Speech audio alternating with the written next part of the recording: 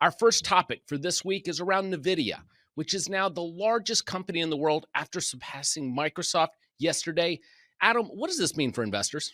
Look, I don't think the simple fact that it's the largest company now means nothing to investors. I think that the size of NVIDIA and the fact that it's achieved that kind of scale based on the artificial intelligence, product suite it has and the chips, that's the important question, which is how big is AI?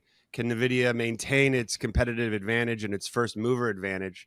And at some point, anytime a company makes that much money and gains that much market cap as a result, and has that kind of multiple expansion because it designs a product, everyone and their mother is going to be trying to build a similar chip.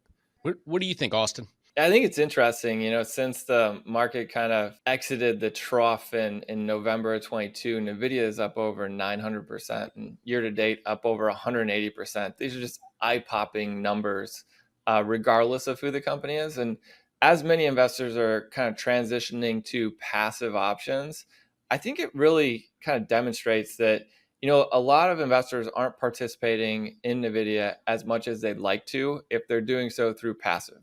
And if they're buying today, they're buying at a very high price.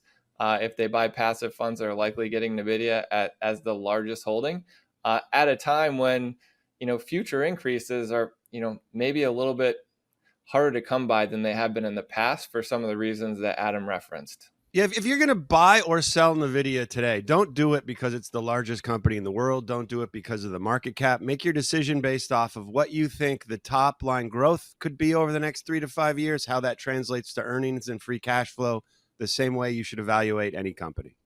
Yeah, but if you do put money into a passive index today, in all likelihood, your biggest investment is going to be in NVIDIA, a company that recently went up 9 times.